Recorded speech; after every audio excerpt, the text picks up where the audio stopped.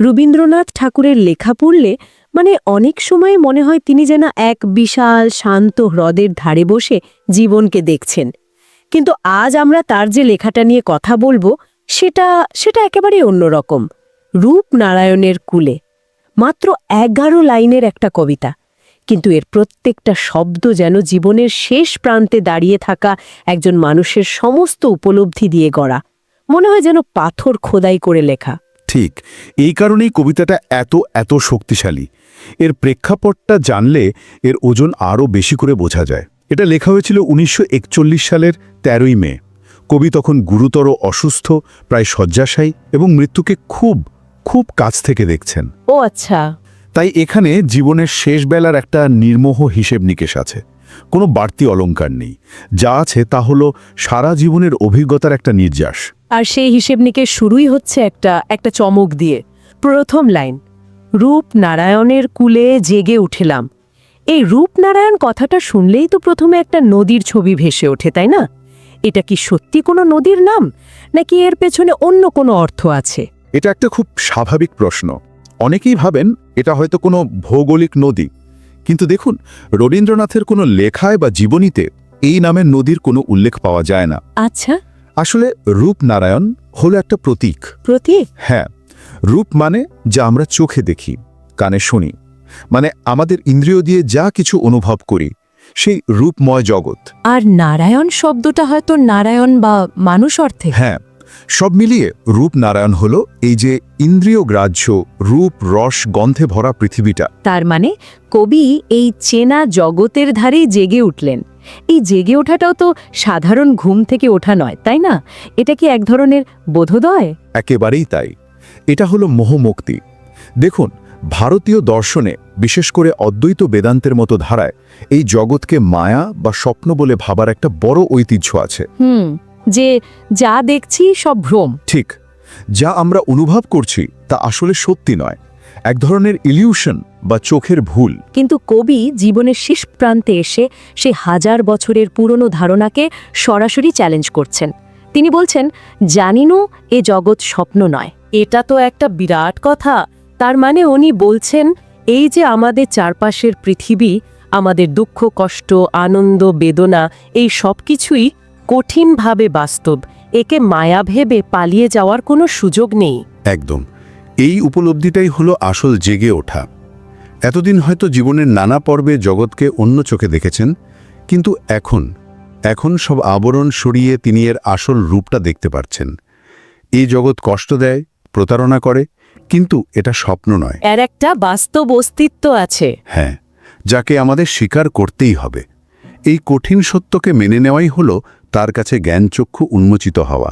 বেশ, তাহলে কবি এই কঠিন বাস্তবতায় জেগে উঠলেন। কিন্তু এই জেগে ওঠার অভিজ্ঞতাটা কি খুব সুখের ছিল? পরের লাইনগুলো পড়লে তো একেবারেই তা মনে হয় না। উনি বলছেন, রক্তের অক্ষরে দেখিলাম আপনার রূপ, চিনিলাম আপনারে আঘাতে আঘাতে বেদনায় বেদনায়। রক্তের অক্ষর, এই শব্দ দুটো শুনলেই তো গায়ে কাটা দেয়। অসাধারণ একটি চিত্রকল্প, তাই না? হ্যাঁ, এখানে কবি নিজেকে চেনার যে প্রচলিত পথ, সেটাকেই যেন উল্টে দিচ্ছেন। আমরা সাধারণত ভাবি নিজেকে চিনতে হলে শান্ত হয়ে বসতে হয়, ধ্যান করতে হয়, নিজের ভেতরে ডুব দিতে হয়। কবি কিন্তু সে পথে গেলেন না। তিনি বলছেন, তিনি নিজেকে আয়নায় দেখে চেনেননি, চিনেছেন রক্তের অক্ষরে। আর এই রক্তের অক্ষরগুলোই হলো জীবনের দেওয়া ক্ষত, তাই তো? একদম। জীবনের পথে চলতে গিয়ে তিনি যে অসংখ্য ঘাত প্রতিঘাত পেয়েছেন। প্রিয়জনদের হারানো। হ্যাঁ, প্রিয়জনদের হারিয়েছেন, সমালোচিত হয়েছেন, প্রতারিত হয়েছেন। সেই সমস্ত দুঃখদায়ক অভিজ্ঞতাই হলো রক্তের অক্ষর। ওই গভীর ক্ষতগুলোই তাকে তার নিজের আসল পরিচয় বুঝিয়ে দিয়েছে। আচ্ছা। প্রতিটি আঘাত তাকে নিজের শক্তি, নিজের দুর্বলতা, নিজের সীমাবদ্ধতা সম্পর্কে আরও বেশি সচেতন করেছে। এই জ্ঞানটা কোনো বই পড়ে পাওয়া জ্ঞান নয়, এটা একেবারে শরীর দিয়ে, অস্তিত্ব দিয়ে পাওয়া এক উপলব্ধি। তার মানে নিজেকে চিনার পথটা আসলে ফুলের বিছানা নয়, বরং কাঁটায় ভরা। আর সেই কাঁটার আঘাতই আমাদের আসল রূপটা চিনিয়ে দেয়। এটা ভাবলে একটু অস্বস্তি হয়, কিন্তু হয়তো এটাই সত্যি। আরামে থাকলে হয়তো আমরা নিজেকে চেনার চেষ্টাই করি না। ঠিক এই পয়েন্টটাই কবি তুলে ধরেছেন। আঘাত আমাদের স্বস্তির জগৎটাকে ভেঙে দেয়, আমাদের ভেতরটাকে নাড়িয়ে দেয়, আর তখনই আমরা নিজেদের প্রশ্ন করতে শুরু করি, নিজের মুখোমুখি হতে বাধ্য হই। তাই রবীন্দ্রনাথের কাছে আত্ম আবিষ্কারের পথটা নিস্তরঙ্গ নয়, বরং অত্যন্ত যন্ত্রণাদায়ক এবং রক্তাক্ত। কিন্তু এই পথেই তিনি নিজেকে খুঁজে পেয়েছেন। হ্যাঁ, আর এই নিজেকে খুঁজে পাওয়ার পরই তিনি এক চূড়ান্ত সিদ্ধান্তে পৌঁছান। উনি বলছেন, সত্য যে কঠিন, কঠিনেরে ভালোবাসিলাম, সে কখনো করে না বঞ্চনা। এটা একটা অদ্ভুত কথা। মানুষ তো সহজকেই ভালোবাসে, আরাম ভালোবাসে। কঠিনকে ভালোবেসে কি লাভ? কঠিন তো শুধু কষ্টই দেয়। এখানেই কবির জীবন দর্শনের গভীরতা। ভেবে দেখুন, যা সহজ, যা শুনতে ভালো লাগে, যা আমাদের সাময়িক আরাম দেয়, তা অনেক সময় মিথ্যে সান্ত্বনা হয়।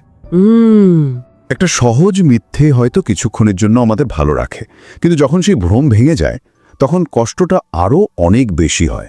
রাইট। অর্থাৎ সহজ বা কাল্পনিক সান্ত্বনা আমাদের সাথে বঞ্চনা বা প্রতারণা করে। আর অন্যদিকে কঠিন সত্য, তা যতই অপ্রিয় হোক, তার মধ্যে কোনো ছলনা নেই। একেবারে কঠিন সত্যের একটা নিজস্ব মহিমা আছে, সেটা হলো তার সততা। সে কখনো বঞ্চনা করে না। জীবনের আসল রূপ যে কঠিন, অর্থাৎ এখানে দুঃখ আছে, জড়া আছে, মৃত্যু আছে, এটা একটা অপ্রিয় সত্য। কিন্তু এই সত্যকে যখন কেউ স্বীকার করে নেয়, তখন সে এক ধরনের শক্তি পায়। সে আর মিথ্যে আসার পেছনে ছোটে না, সে জীবনের মাটিতে পা রেখে দাঁড়াতে শেখে। এই কঠিনকে ভালোবাসার মধ্যে এক ধরনের নৈতিক সাহস আছে তাহলে। অবশ্যই, যা আরামদায়ক কিন্তু মিথ্যা তাকে ছেড়ে, যা বেদনাদায়ক কিন্তু সত্য তাকেই আঁকড়ে ধরার সিদ্ধান্ত। এটা তো এক কথায় এক আধ্যাত্মিক বিপ্লবের মতো। আপনি বিপ্লব শব্দটা ব্যবহার করলেন, এটা খুব গুরুত্বপূর্ণ, কারণ এটা সত্যিই এক বিপ্লবী চিন্তা। প্রচলিত ধর্ম বা দর্শন যেখানে আমাদের দুঃখের পারে এক কাল্পনিক শান্তির আশ্বাস দেয়, সেখানে কবি বলছেন না, না, এই দুঃখকে, এই কঠিনকেই ভালোবাসতে হবে, কারণ এর মধ্যেই জীবনের আসল স্বাদ, আসল মুক্তি। এই সত্যকে গ্রহণ করার মধ্যে এক ধরনের স্বাধীনতা আছে, ভ্রম থেকে মুক্তি পাওয়ার স্বাধীনতা। এই দর্শনকে মাথায় রেখেই তিনি কবিতার শেষ অংশে জীবনের একটা সারসংক্ষেপ করছেন। আমৃত্যুর দুঃখের তপস্যায় জীবন, সত্যের দারুণ মূল্য লাভ করিবারে, মৃত্যুতে সকল দেনা শোধ করে দিতে। দুঃখের তপস্যা, এই কথাটা শুনলে আবারও একটু হতাশাবাদী মনে হতে পারে, যেন জীবনটা শুধুই কষ্ট করার জন্য। কিন্তু এখানে তপস্যা শব্দটা খুব গুরুত্বপূর্ণ। তপস্যা মানে তো সাধনা। হ্যাঁ, তপস্যা মানে শুধু উদ্দেশ্যহীন কষ্টভোগ নয়। তপস্যা হলো একটা মহৎ উদ্দেশ্য সাধনের জন্য কঠিন ব্রত। যেমন একজন বিজ্ঞানী সত্য আবিষ্কারের জন্য সারা জীবন তপস্যা করেন, বা একজন শিল্পী তার শিল্পকে নিখুঁত করার জন্য তপস্যা করেন। কবিও বলছেন, আমাদের জীবনটা উদ্দেশ্যহীন দুঃখ নয়, বরং একটা উদ্দেশ্যমূলক সাধনা। আর সেই সাধনার উদ্দেশ্য হল সত্যের দারুণ মূল্য লাভ করিবারে। এই দারুণ মূল্য বা গ্রেট প্রাইজ জিনিসটা ঠিক কি? এই দারুণ মূল্য হলো সেই আত্ম উপলব্ধি, সেই প্রজ্ঞা যা সারা জীবনের অভিজ্ঞতার মধ্যে দিয়ে অর্জন করা যায়। জীবনের অর্থ কি, আমার স্বরূপ কি, এই সত্যগুলো খুব সস্তা নয়। এর জন্য মূল্য দিতে হয়, অনেক মূল্য দিতে হয়। সারা জীবন ধরে দুঃখের সাধনা করে যেতে হয়। এই তপস্যার ফলেই আমরা সত্যের সেই গভীর মূল্যটা উপলব্ধি করতে পারি। আচ্ছা, তাহলে জীবনটা হতাশাবাদী নয়, না, বরং একটা মহৎ উদ্দেশ্য পূরণের ক্ষেত্র। এবং সব শেষে আসে সেই লাইনটা যা নিয়ে সম্ভবত সবচেয়ে বেশি আলোচনা হয়, মৃত্যুতে সকল দেনা শোধ করে দিতে। কার কাছে দেনা? কিসের দেনা? এ দানা হলো জীবনের কাছে আমাদের দেনা। আমরা এই পৃথিবীতে এসেছি, এই রূপময় জগৎ থেকে কত কিছু গ্রহণ করেছি। হ্যাঁ, এর আলো, বাতাস, মানুষের ভালোবাসা, জ্ঞান, অভিজ্ঞতা, আনন্দ, হ্যাঁ, এমনকি বেদনাও। হ্যাঁ, বেদনাও। এই সব কিছুই আমাদের ঋণী করে রাখে। এই ঋণ আমরা শোধ করব কিভাবে? সেই উত্তরটাই কি দুঃখের তপস্যার মধ্যে লুকিয়ে আছে? ঠিক ধরেছেন। কবির মতে এই ঋণ শোধ করার উপায় হল জীবনের ব্রতটা সততার সঙ্গে পালন করা। আর সেই ব্রতটা কি? সত্যের দারুণ মূল্য খুঁজে পাওয়ার জন্য আমৃত্যু সাধনা করে যাওয়া। জীবনের সমস্ত ঘাত প্রতিঘাতকে স্বীকার করে তার থেকে শিক্ষা নিয়ে সত্যকে উপলব্ধি করার যে চেষ্টা, সেটাই আমাদের জীবনের কর্তব্য। এটাই জীবনের কাছে ঋণ শোধ করার প্রক্রিয়া। একদম। তাহলে মৃত্যু এখানে একটা শেষ বা পরাজয় নয়, বরং এক মহৎ পরিসমাপ্তি। মৃত্যুতে সেই জীবনব্যাপী সাধনা শেষ হয় এবং জীবনের কাছে আমাদের সমস্ত দেনা চূড়ান্তভাবে শোধ হয়ে যায়। এটা অনেকটা একটা দীর্ঘ যাত্রার শেষে গন্তব্যে পৌঁছানোর মতো। আমরা জীবন থেকে যা কিছু নিয়েছি তার প্রতিদান হিসেবে সত্যকে খোঁজার যে তপস্যা, মৃত্যুর মাধ্যমে তার একটা পূর্ণতা আসে। তাই মৃত্যু এখানে কোনো শূন্যতা নয়, বরং একটা মর্যাদাপূর্ণ উপসংহার, একটা শান্ত সমর্পণ। তাহলে পুরো কবিতাটা যদি একবারে দেখি, এটা যেন জীবনের একটা সম্পূর্ণ বৃত্ত। মোহমুক্তি বা জেগে ওঠার মাধ্যমে শুরু, তারপর আঘাত আর বেদনার মধ্যে দিয়ে নিজেকে চেনা, সেই চেনার পর কঠিন সত্যকে ভালোবাসার সাহস অর্জন, এবং সবশেষে মৃত্যুকে জীবনের এক অবিচ্ছেদ্য অংশ হিসেবে গ্রহণ করে সমস্ত দেনা শোধ করে দেওয়া, একটা অবিশ্বাস্য জীবন দর্শন। একদম। এই কবিতাটা আমাদের শেখায় যে জীবনের সার্থকতা আরাম বা পালানোর মধ্যে নেই, আছে মুখোমুখি হওয়ার মধ্যে। জীবনের কঠোর বাস্তবতাকে তার সমস্ত কদর্যতা সত্ত্বেও আলিঙ্গন করার যে সাহস, তার মধ্যেই মানব জীবনের গভীরতম মহিমা লুকিয়ে আছে। এটাই কি তাহলে রবীন্দ্রনাথের সারা জীবনের দর্শনের এক চূড়ান্ত প্রকাশ? বলা যেতে পারে এক চূড়ান্ত এবং নির্মোহ প্রকাশ। সত্যিই তাই। এই আলোচনার শেষে একটা ভাবনা মাথায় ঘুরছে।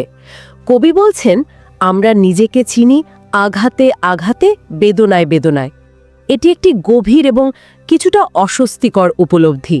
তাহলে আমাদের শ্রোতাদের জন্য একটা প্রশ্ন রেখে যাই, যদি কোনো মানুষের জীবন পুরোপুরি নিষ্কণ্টক, সংঘাতহীন আর বেদনাহীন হয়, সে কি কখনো নিজের ভেতরের আসল শক্তি বা দুর্বলতাকে পুরোপুরি চিনতে পারবে? নাকি নিজেকে সম্পূর্ণভাবে চেনার জন্য কিছুটা হলেও আঘাতের প্রয়োজন অপরিহার্য?